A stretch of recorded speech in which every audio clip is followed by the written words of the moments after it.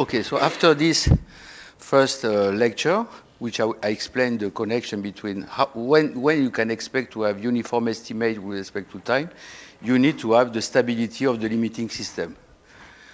That's quite understandable. If you look at these equations, you perturb some system, and if the system is stable, you may expect some uniform estimate. So everything I'm going to discuss now is more or less based on these ideas in discrete or continuous time. So it's a synthesis of plenty of joint work with all of these people, maybe more even, because it's a really mixture.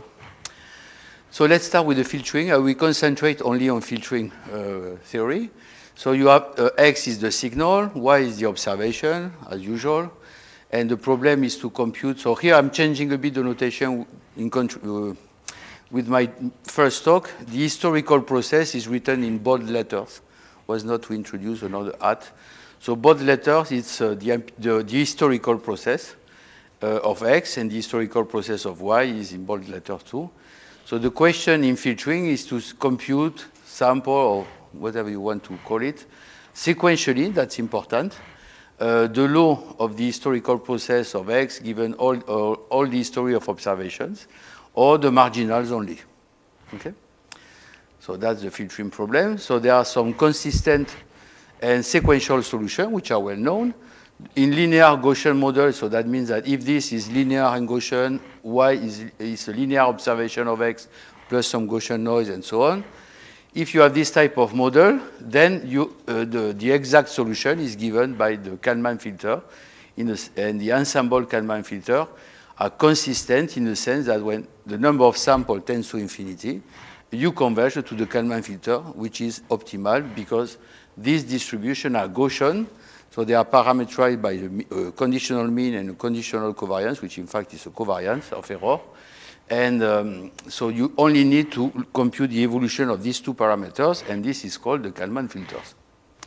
For nonlinear and or non-Gaussian models, because you may be linear, but the noise is not Gaussian, there are some consistent solutions, which are called nowadays particle filter or bootstrap filter or cloning or whatever you want to call them. It's a mean field approximation of the evolution of these probability measures. Okay, I remember I want to say something on that, but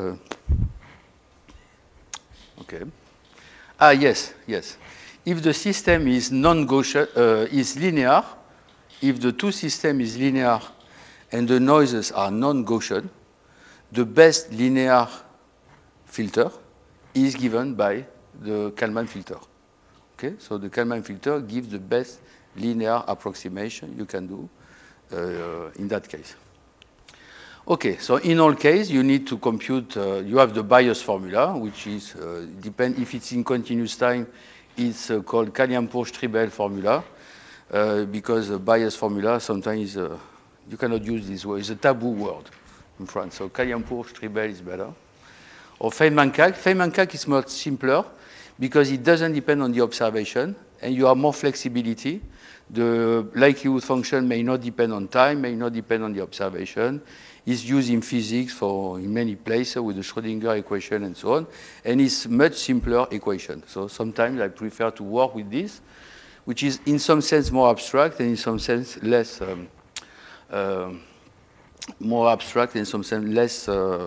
dedicated to filtering. Okay, so when I wrote this, in fact, it's up to some normalizing constant because the bias formula, as you know, there is a normalizing constant so that the total sum is 1, total mass is 1. So there is a nonlinear evolution equation in the space of probability measure, like the one I have discussed previously in discrete time or continuous time. You have a nonlinear evolution equation just because of the bias formula, or in continuous time, the Kalman-Porsche-Tribel formula, and so on. So you can say, okay, but in Kalman filter, I have no nonlinearity. Everything is linear, and so on. But in fact, if you look at the evolution of the covariance matrices, they are not so linear. Okay? And in continuous time, for example, they are quadratic, so they depend on what is called the Riccati equation. If you compute the evolution, of course, you can do it offline, but still there are some inverse and so on and so on. It's not linear, these objects. So the nonlinearity is hidden in the evolution of the covariance matrices in the Kalman filter.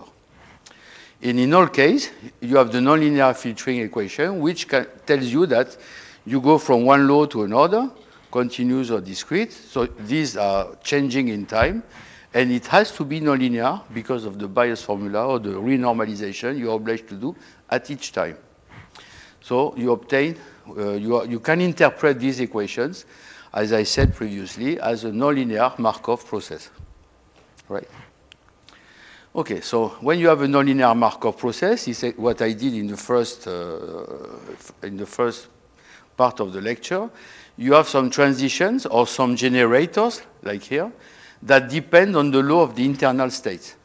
So if you have this, the only way to sample these processes is to run plenty of them. And as soon as you need the law of the internal state, you take the empirical law. Okay? Exactly what I did here, what I did in discrete time, the same. You have Markov transitions. They depend on the current law. You don't have it, so you run plenty of them and replace the limiting law by the empirical one. So that's the mean field particle sampler. You reinterpret the evolution of the nonlinear evolution of the measure, bias formula or any type of measure which are nonlinear. You interpret these as the law of a nonlinear process, which unfortunately has transition or generator that depends on the law of the internal state. You sample plenty of them and you replace the law by the empirical one. So the trick, I've done it in the first part of the lecture, in discrete or continuous time. Same trick all the time. Okay. So there is some important observation. For the Kalman and the Riccati equation, this has been the theory, I don't know, started in the 70s or the 60s, I don't know, by Kalman and Bussy, Anderson, and many others. They study a lot these equations to show that under some condition, the Kalman equation and the Riccati equation are stable in some sense. And you can stabilize unstable signal. So what do I mean by unstable signal? Maybe I can draw a picture on that. Maybe I will do that here.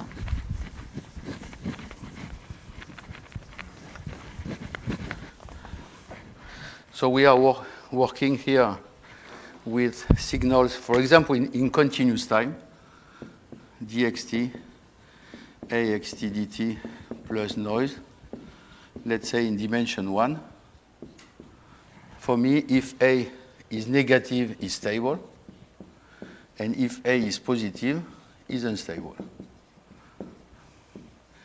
So unstable because if you look at the evolution of this guy, it will grow exponentially fast to infinity. It will not explode, but it will grow exponentially fast. If instead of this, you want to work with gradients, it's the same. Gradient u of xt, you take, okay, in dimension 1, I can take something like that. Okay, the same story, in fact.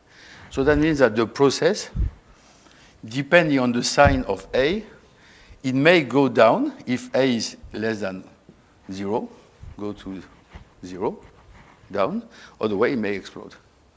So for me, unstable is this property. So the theory of Kalman Filter and Bussy and others was to show that the Kalman filter, even if the signal is unstable, so it's going to infinity, or you are tracking a missile which are growing like that, then you can, estimate the location. So that means the difference between the true and your estimate is under control uniformly in time. Okay, you track the guy all the time. If he's going away, you follow him. Okay, no, it's the difference which is stable, not the guys. Okay, so there are plenty of conditions, typically observability and controllability conditions. So we did some reviews with Adrian on this. So if you are interested into that, so I just put the reference, so if you want to click on this. It's not our work, it's typically copying what people did, because there was also some mistakes in some articles, and we tried to little correct or put together all the full well-defined things.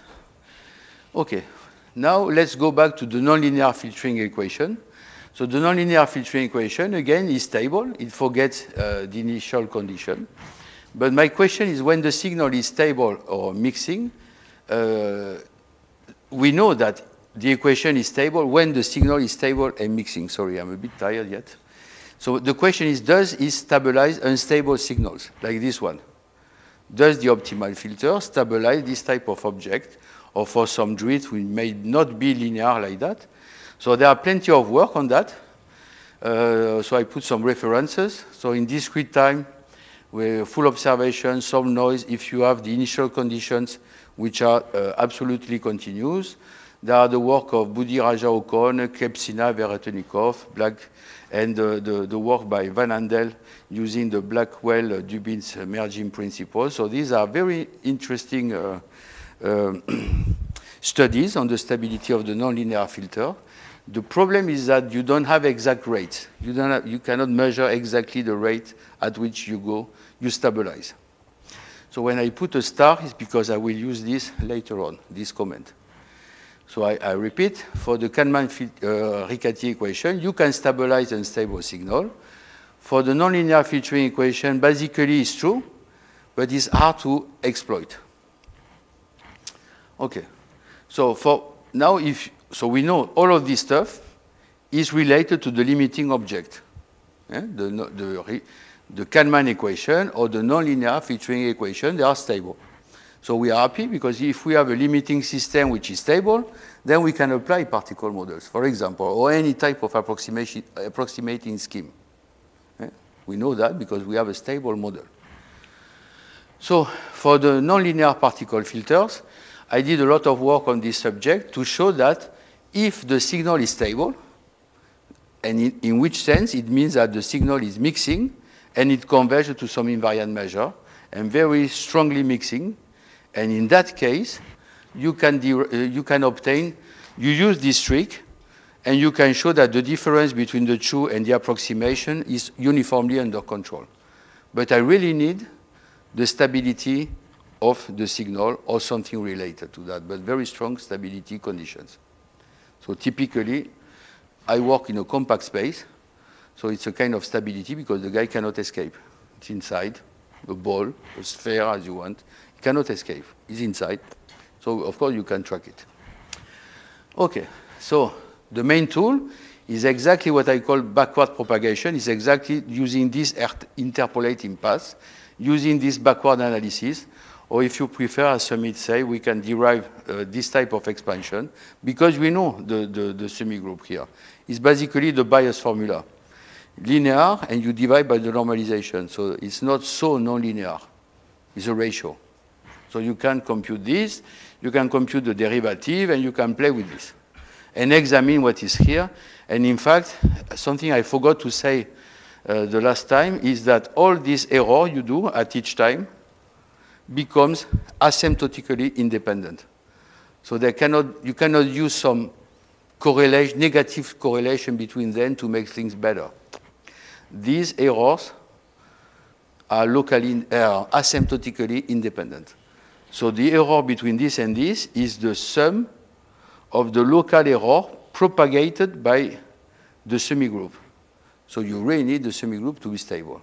And to study the stability of the semi-group, you need to have some estimate to quantify and to say that you are summable, let's say. If you don't have rates, it's a bit messy. I don't know. Okay, so this is the main tool. And the question is, if I have an unstable signal, of course, I know that there are plenty of results say that the filter is stable, blah, blah, blah. But I don't know, maybe there are some, I don't know. But I haven't seen yet, if I'm confusing and I made a mistake, no article based on the asymptotic result on this one. So I don't know how to use this result to prove that the particle filter is uniformly under control on the true signal. If there are any, I take.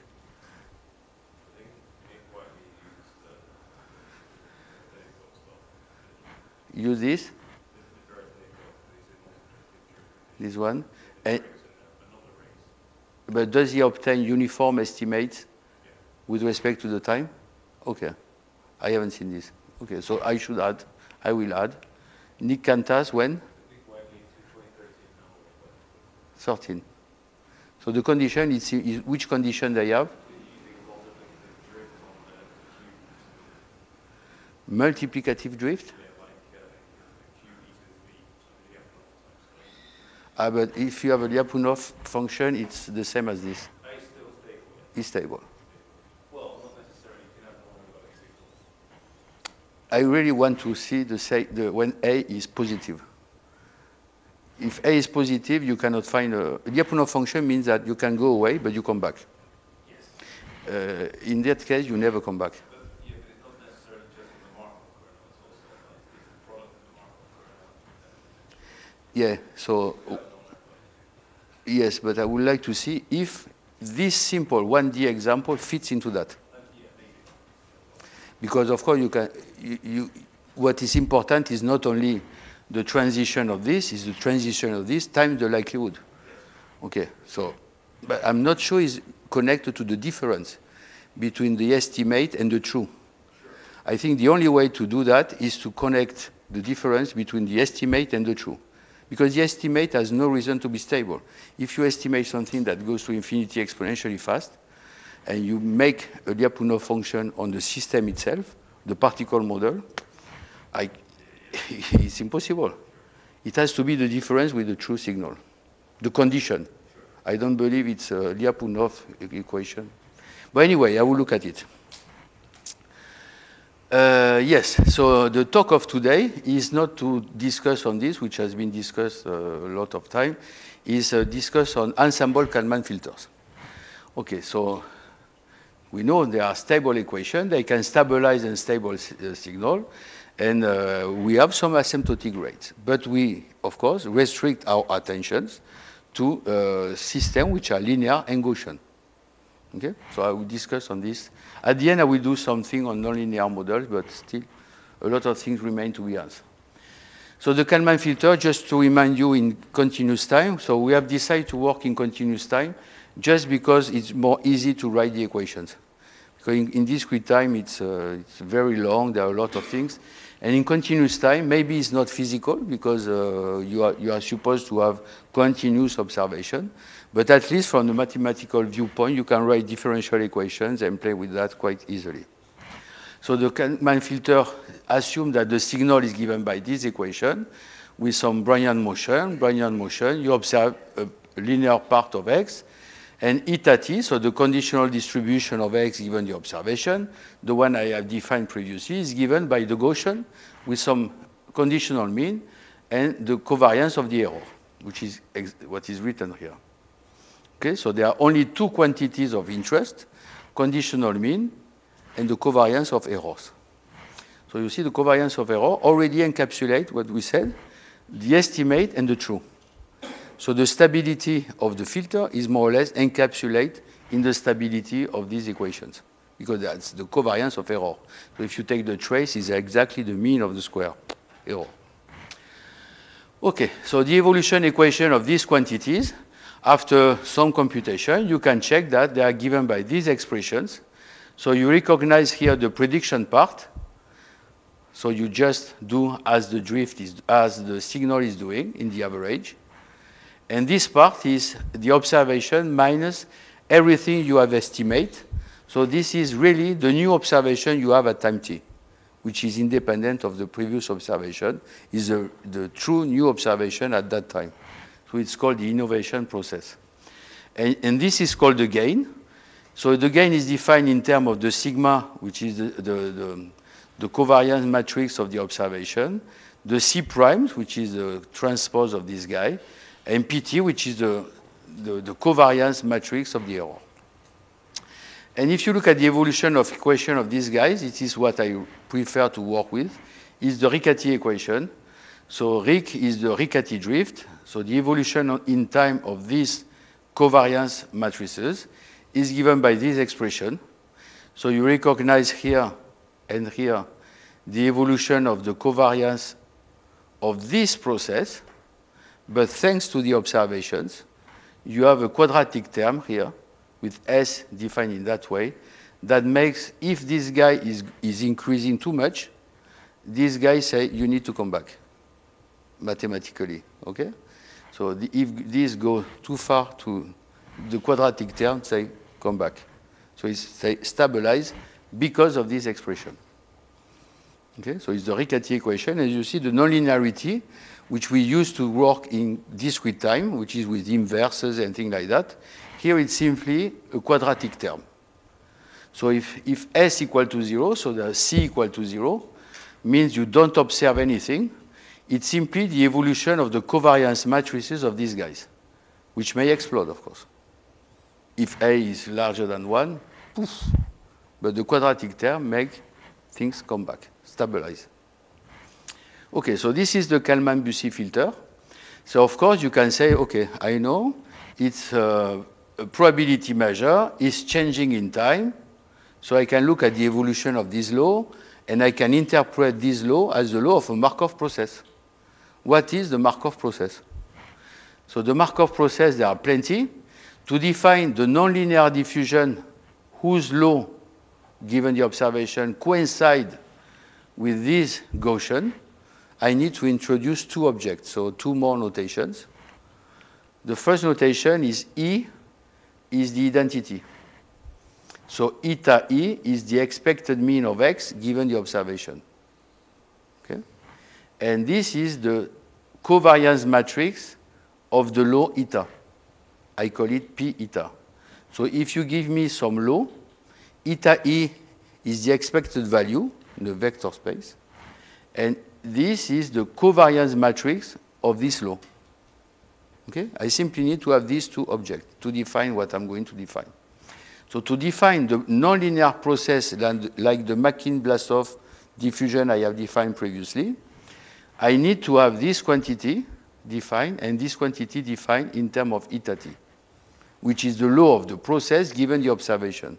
So it's slightly different from the Makin-Blasov equations, because in the previous development I made in the first time, it was not depending on the observation. It was the law of the process. So let's say here the observation is fixed for life, and this is more or less the law when these guys are fixed. I don't want to enter into more detail on that. And we want the consistency property that the law of the process given the observation coincide with the Gaussian, with the conditional mean and the solution of the Riccati equation. So there are three examples, I know at least. The first one is the one Adrian called the vanilla ensemble Kalman filter. I don't know, maybe that's chocolate or things like that. So it's a vanilla ensemble Kalman filter. Is defined in that way. It has been introduced by Evenson 94, maybe 92. I don't know exactly. 94, I think, something like that. It's defined in that way. So you see the prediction contains an extra noise. So everything with a hat is the same as the one here, but they are totally independent. They are nothing to do. Okay, they are Brownian motion, which have nothing to do with the observation and nothing to do with these guys. So here is the nonlinear process. It's a linear process. This is the covariance of the law of the process if I fix the observation. This is the process, and this is an extra noise. So you see, this nonlinear process is very simple. You have here, it depends on the covariance matrix of the law of the process given the observation. And it's well defined, apart that you cannot sample from it because you don't know the law of the process. Again. The second model, which is called, there are more and more strange names for that. This one, again, is called like that, no? Or you call it like that? It's called like that. So the deterministic ensemble Kalman filter, which in fact is not deterministic, but so it's confusing to explain. You still have the same linear part here with noise, so it's not deterministic. But here you have the same type, same observation, but instead of adding noise in the observation part, you simply take the value, you add the mean value of the process, you divide by 2, and that's another possibility. All of them are satisfying the consistency property. So if I look at the law of the process, for all of them, I will find the Gaussian with the true conditional mean and the true covariance and the true solution of the Riccati equation. The third one is a pure transport equation. So this one, maybe we need to put a name for that. I would say this one is the deterministic one, because you see here, the noise here has disappeared, the noise here disappeared, and we have an equation, a bit complicated, but you see it only depends on the covariance matrix of the law, of the process, the inverse, but the difference between the true value, the internal state, and the conditional mean, and that's it. So it's totally deterministic, except the starting point. So the only randomness comes from the starting point. And this one is a pure transport equation. So maybe we can say this is a pure deterministic ensemble Kalman filter. Anyway, and there are plenty of many others. You can simply add this term everywhere for any skew symmetric matrix, and you will find. So there are plenty of nonlinear process whose law give the consistency property. There are plenty. So as soon as you have a nonlinear process like this one, or this one, but you do the same as usual. To sample the process, you sample plenty of them, and you replace the law everywhere by the empirical law. So my question when I put problem of inversion is just because there is a -1 here, which makes things work very well. It's a pure transport equation, very neat. No need to add noise anywhere. This one is perfect. It really transports the mean and the covariance perfectly. But in large dimension, and I'm not an expert on practical stuff, I thought that the inverse was a problem in the Kalman recursion in discrete time, and that was why people were using ensemble Kalman filter. Here, it's a nice model, but I'm not sure that in practice it can be really practical. Otherwise, it's a perfect algorithm. Okay, so you will remember, so I will just take the first one. The first one, because it's the more noisy one. I like noisy stuff. So here you have Brownian motion, that's the vanilla one. So here is the way you sample the vanilla process, the vanilla ensemble Kalman filter. You sample plenty of noise, and as soon as you need the covariance matrix, you take the rescale sample covariance matrix. This is the state at time t. Mt is for the mean, the sample mean, and this is the sample covariance matrix.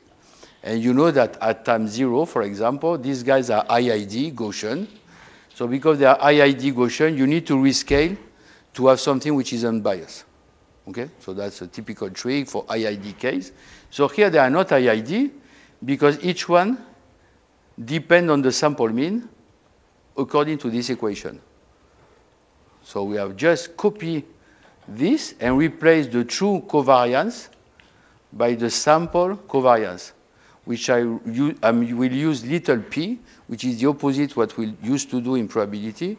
Random variables are with capital letters, and the small variables are with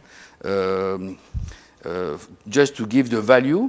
Here is the opposite, just because in the theory of ensemble, in the theory of Kalman-Bussy filters and so on, the solution of the Riccati and all of this stuff is written with capital letters. So we kept the capital letters for the deterministic, and we put little letters for the random sample covariance matrix. So you see here, there is nothing IID. There are plenty of interaction, and it's a bit messy to analyze, let's say. Okay? So when you look at this, you can say, okay, we are very happy. Where is the Kalman and the Riccati equation? We just apply this trick now. This trick tells you that if you take, you are expected to find the exact evolution as before, plus a perturbation term. Okay?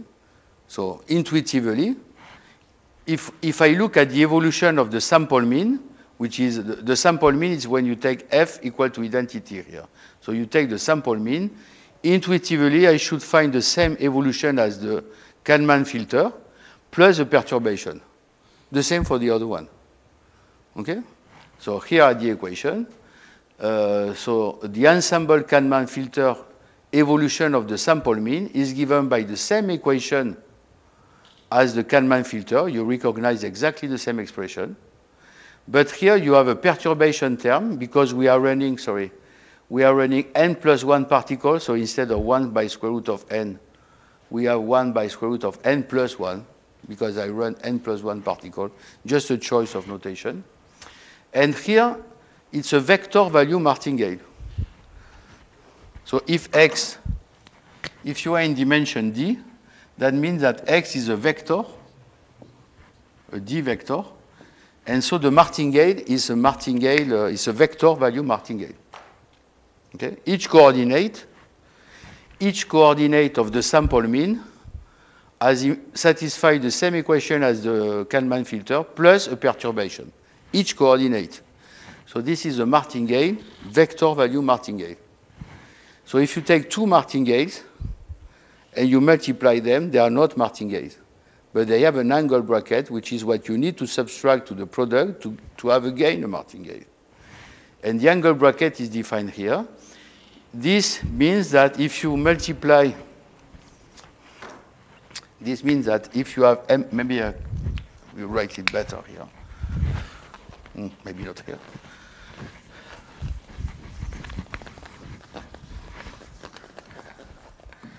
If you look at the ith entry and the jth entry, the angle bracket, this is what I call M, tensor M, T, ij, the entry ij of the tensor. This is given by U, the entry U plus P is a matrix, V is a matrix, P is a matrix, so I take the entry ij. That's all. So if I multiply two entries and I look at what I need to subtract to have again a martingale, I need to subtract exactly this matrix. Okay? So of course, in the first case, these U and V are R and S, the one I defined before. Here. The R is the one coming from the signal noise. The S, let's say, is the one coming from here up to the sensor matrix. Here we are. So in the first case scenario, remember that this is a martingale in the average is 0. The mean of the square is given by the angle bracket. So the more the angle bracket is large, the more you will have fluctuations. Right? So if you, in the first case, you have R and S, pretty large. Second case, R and 0. So this term go away. Third case is a pure transport, 0, 0. So that means that you don't even have this. The third case is a pure transport, as I said. So when you look at the sample mean, the same as the true mean, except it doesn't start with the true mean, it starts with the sample mean. So the only error comes from the start. Yeah. So when you look at this case, the third case, U and V equal to 0, just because of this property, this disappears. When you look at the error between the sample mean at time t and the true mean, it only comes from the error at time 0. So if you know that the flow of the of the Kalman-Bussy equation is contractive, then you just apply the Lipschitz property, take the error at the beginning, and done. Okay, in one line. Error only from the start. Okay, so again, if you want to look at this, I put some reference on that. I need to accelerate a bit, otherwise I cannot go away. Okay, so the Riccati equation. So the sample, I come back, the sample covariance matrix. So the sample covariance matrix are more complex than the sample mean because instead of a column vector, you have a matrix. So the sample mean is a matrix. The sample covariance matrix is, as the name indicates, a matrix. And each entry of the matrix is a diffusion. But fortunately, when you look at the evolution of the sample covariance matrices, you satisfy the Riccati equation. Nice. Again, the same stuff. Plus 1 by square root of n because of my rescaling, and another Martingale. But the Martingale is on each entry. So it's a matrix value Martingale. It's not my fault, it's like that. It's a sample covariance matrix. So it's a diffusion on each entry. So you have again the perturbation coming from the same type of analysis here. And you have a matrix value Martingale. So instead of, you see here is KL. So if you take IJ, entry IJ, entry KL. So this is what I define, here. That means, that's the definition, IJ, KL. The tensor like that, because usually when you do a tensor product, if I don't write this and I write a tensor product, is IKJL for the convention on tensors. So I put this dash to say this entry by entry. Means if I look at the entry IJKL, is exactly what I need to subtract to the product of the entry IJ times KL to have a Martingale. Of course, now it's not equal to this.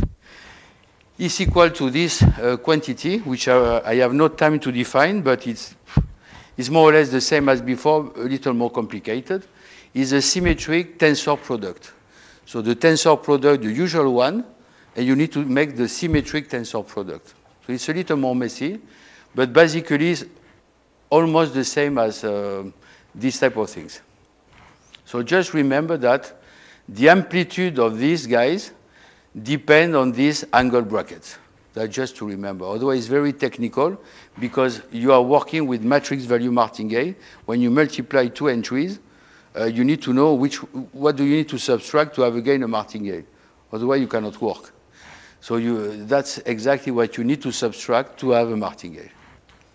Again, and something funny is that everyone knows more or less that at time 0, the sample mean has nothing to do with the sample covariance matrix. They are independent.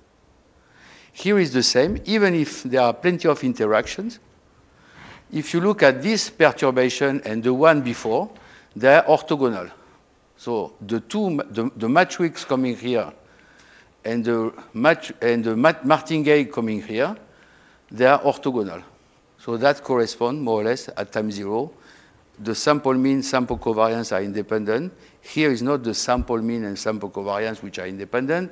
It's the perturbation of these guys which are independent.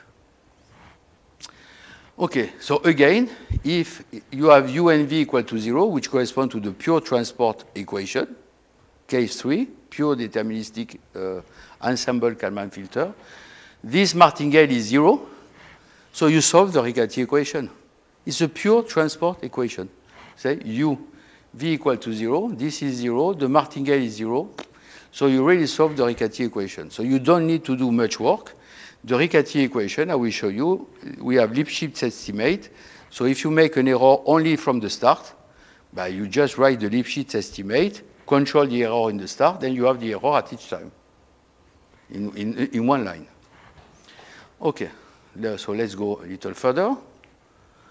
Yes, in terms of random matrices, I don't know how time, I have 10 minutes maybe? Yeah, so I will not do that. I will not do that. Useless. I will look at the 1D case. So of course, people can argue it's not linear, it's really useless, and I agree it's totally useless. But I really need to understand what happened in the 1D linear case. Because if you don't understand what happened in the 1D linear case, I don't think, I cannot imagine I will succeed to do it for more complex. So I try to understand the 1D linear case. And you will see there are plenty of strange things happening. In the 1D case, the deterministic Riccati equation, you can solve it. So you have an exact expression, it's nice, blah, blah, so you can work with it. You know the fixed point. The fixed points are given by this formula. One is negative, one is positive. So you have something, maybe I have no time to make too many pictures. One is negative, one is positive. And when you look at the solution, it goes to the positive fixed point exponentially fast. And the rate at which the Riccati equation go to the positive fixed point is lambda, you see, is a squared plus rs. And you see, you don't care about if a is positive or a is negative. Okay? So the stability, even if you have an unstable signal, it's fine. You will always go to this point, stable or unstable. Okay, so, and in fact, there is something more funny. In 1D, you can, the Riccati equation matrix resume to 1 and 3, because we are in 1D. So the sample covariance is only the variance. So you have only 1 and 3. If you have 1 and 3, the equation I wrote previously can be written like that. So here, epsilon is 2 by square root of n. So it basically is again this term up to rescaling. That's a noise, Brownian motion, which has nothing to do with the other guys. And you have this type of equation.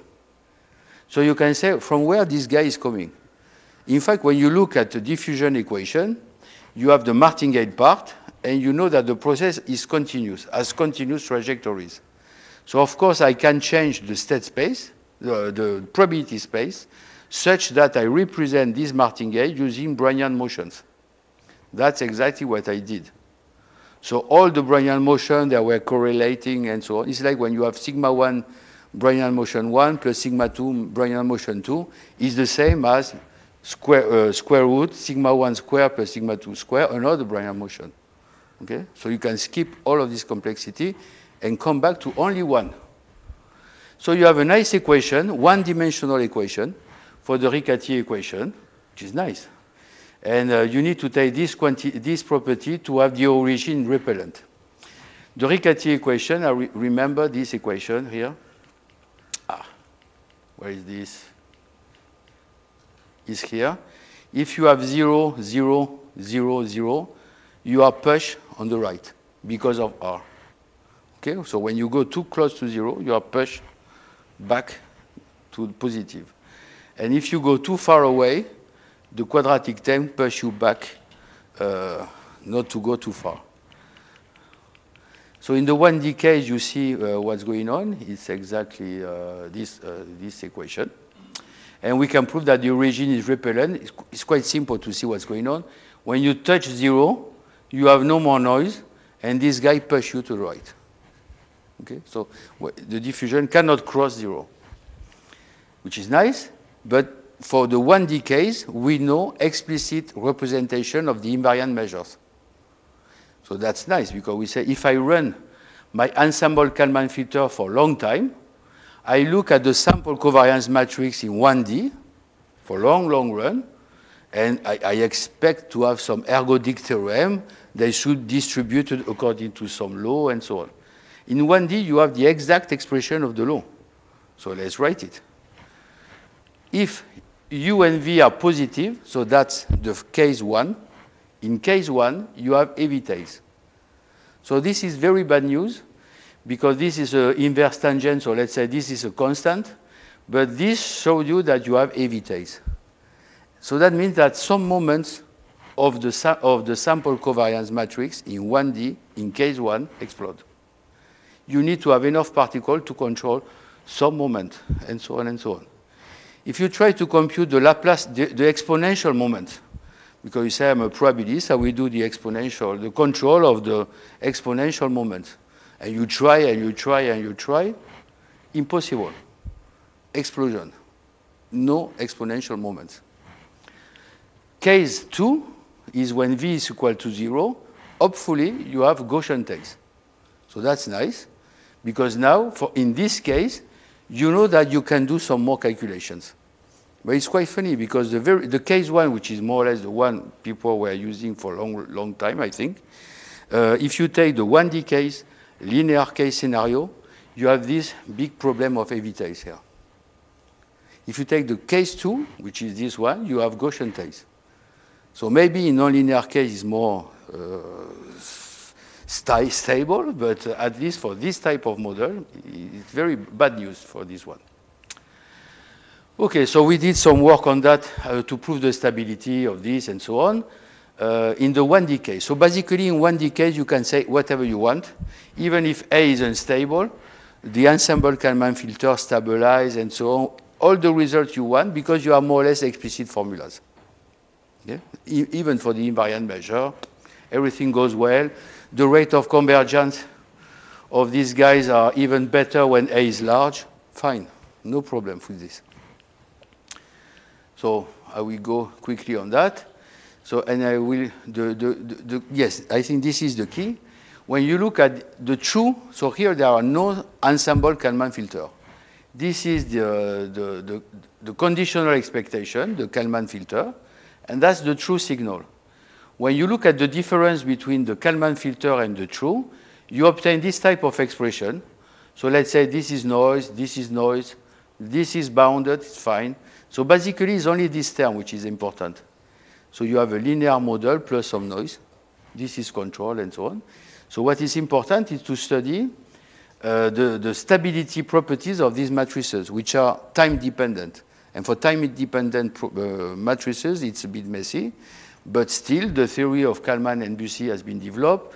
There exists a limiting fixed point of the Riccati equation, the positive one I have discussed previously, such that the spectral abscissa of this matrix is negative, so the matrix asymptotically is stable. So, of course, you can see these guys will stabilize. Okay, so and it's stable, of course, even if A is unstable. There are no conditions on A, simply observability and controllability. Okay, so now I want to show you some result which I think is important. When you have the Riccati equation for any type of dimension, not dimension 1. In dimension 1, I can write the solution. In any dimension, I call phi t p naught the solution of the Riccati equation starting at p naught. So you have seen that here what is important is the fundamental matrix associated to this. The fundamental matrix associated to that. I write it in that way as an exponential like that. Of course, it's not a true exponential. That means that if you make the derivative in time, you have this equation, and the derivative in S, you have this expression. So in fact, this is, let's say, the definition. And if you integrate, you have iterated integrals. And this is not the exponential, of course, except in dimension 1. Right? So it's a bit complicated to study the stability of this exponential semigroup, because it's a sum of iterated integrals. It's not a true exponential, blah, blah, blah, blah.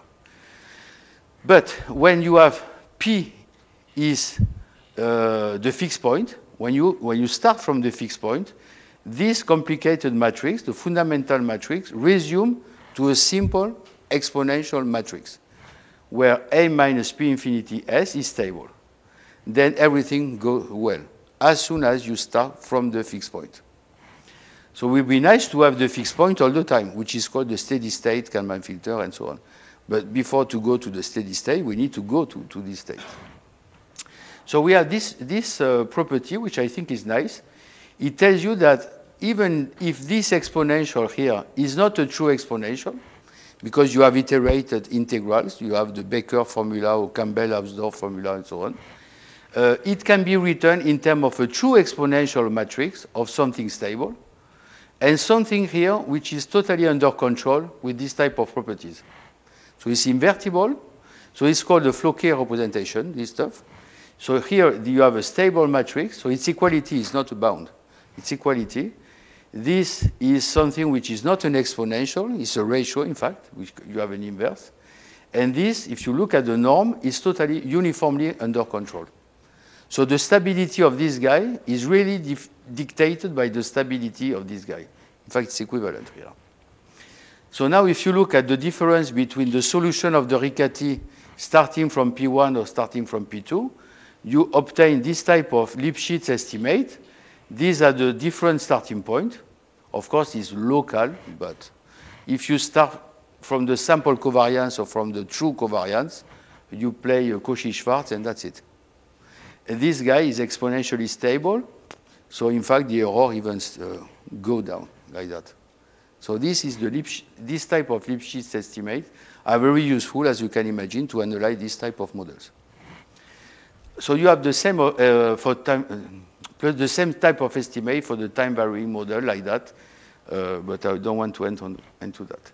So now let's look at the ensemble Kalman filter. The one I discussed before was the true Kalman estimate and the true state. And that was the Riccati equation. So now we have the sample mean, the true signal, sample mean, true signal. Let's say that's noise. I can control everything nicely. But here I have something which is as before, but instead of the Riccati, I have the stochastic Riccati equation. So this is not the Riccati solution, is the sample covariance matrix. So now you are even a bit more complicated because this stuff is time varying. It depends on the time. Is random, is given by a stochastic equation as the one I defined previously. So of course I have no time to enter too much into that. So I will go a little further, and I can show you some properties. So this one I think it's important. If you have enough particle, more particle than the dimension, the sample covariance matrix will be strictly positive, so you're happy with that. But it will be always under bias, and strictly under bias. So that's a bad news, because if this guy is just there to stabilize the unstable modes of A, to compensate, if you have an under bias property like that, that's bad news, because some modes may not be touched. So it's a bit tricky to analyze this type of things. So when A is stable, and S is strictly positive, something we did with Hugo and other people is to show that everything goes well. You have uniform estimate in time, of course, for any matrix norm, because they're equivalent. And you have this type of rate. The usual rate we have for particle filters, you have it for this, but the signal is stable. The signal is stable. So more recently, what we did with Adrian and some other colleagues is to only consider observability and controllability, and to show that the same type of estimates, more or less, let's say, are true even if A is unstable when you have observability and controllability. So uniform estimate also, even if A is unstable. Okay. I have two. No, it's finished. I can continue one or two? Okay, so just to show the nonlinear model we have studied, and I think ask also some question to that. If you look at the extended Kalman filter, it's doing that. It's doing the drift of the mean, and then the same as the Kalman filter. I'm only assuming the signal is nonlinear. If you assume the observation is linear Gaussian, but the signal is nonlinear, the typical extended Kalman filter is to take the mean, the drift of the mean. And of course, if you do that, the evolution of the covariance matrices are stochastic. It's not as before, where this was doesn't depend on the. If you have A of X, this will be A. Here is a bit more complicated because it might be stochastic. So the theory on Riccati equation is not so developed for stochastic Riccati equation of that form. Okay? And the Makin interpretation associated to that is, again, the same as before. You take a drift, which is of that form, so you mimic this part. You take the drift, the drift of the mean. You use the first derivative, because when you will do the mean, this will disappear, so you can put this. And the same, we use this noise on the signal, this noise on the observation, so case one, which is very bad, but that's one case to do. I don't know if it works if we add the X and the mean divided by 2. And we prove, okay, more or less it's the same machinery all the time. And what we, so plenty of example, and what we obtain is a kind of stability result. So maybe I will not go to that. More or less of the same type as before, but when A is stable. Okay, so this case, this scenario for the extended Kalman filter, I don't know what to say if A is unstable. If A is stable, very stable, then okay, uniform estimate with respect to time. So for the nonlinear model, I think a key feature of the ensemble Kalman filter is to be able to do something instead of taking the mean, the drift of the mean, is taking the mean of the drift. The true nonlinear ensemble Kalman filter is doing this. You take A of x, and you take the mean. The extended Kalman filter is doing that. So extended Kalman filter, and the ensemble Kalman filter. The limiting one. The limiting object is doing that. It's doing the same at the level of the sensors. So I will say the extended Kalman filter is an observer.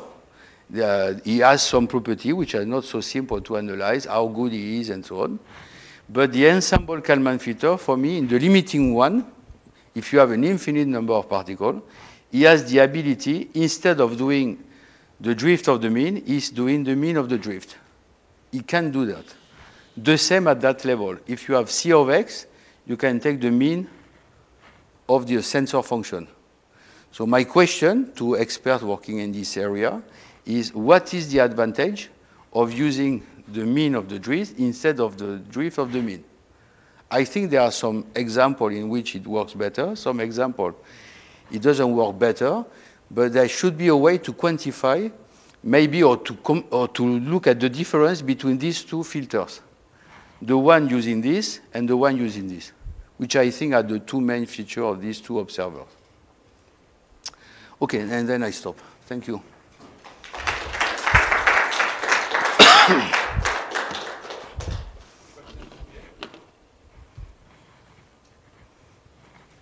Just a discussion of the same pose. I think, like, I mean, a lot of cases like applying an ensemble computer in nonlinear settings is usually you focus on cases when the error is pretty small. So the ensemble focus really concentrates around the true state, right? And also you can see that if you run a like more 63 model, so in the beginning things are just running in a state like a mixing of like a stochastic process, and eventually they somehow hit the true state and they just stay there. So that's something very good about this future common filters, that if they are close to the true state, and although it's nonlinear, but when you bring things are close together, they actually the matrices. That's also the intuition behind it, saying the common filter. But I mean, in some sense, like your question is very interesting. Is that I mean, if you really look at the local setting, that ENCAP and the EPCAP is pretty much similar. So I don't think so. I think, for example, this guy is trusting the mean, and this one is not trusting the mean. So for nonlinear case, for multimodal, I think like that, you expect this one to behave better than the one who is driving everyone on the mean. But in practice, we did or Adrian did some simulation. It's not exactly what's going on. It seems when you do the simulation, the guy is oscillating between the two modes, even if he doesn't trust the mean.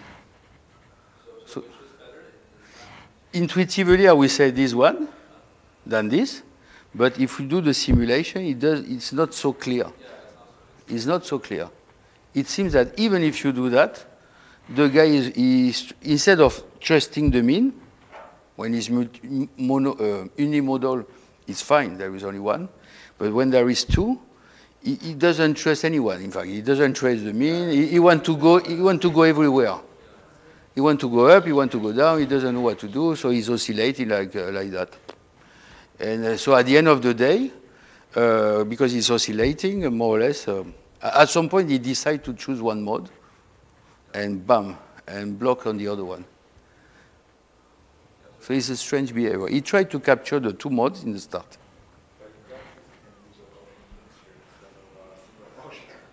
Yeah, so then that's another class of filters, which I've not discussed today. These are only the ensemble Kalman stuff.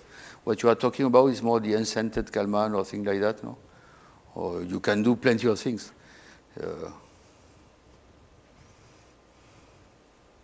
That was a simple case, 1D sometimes.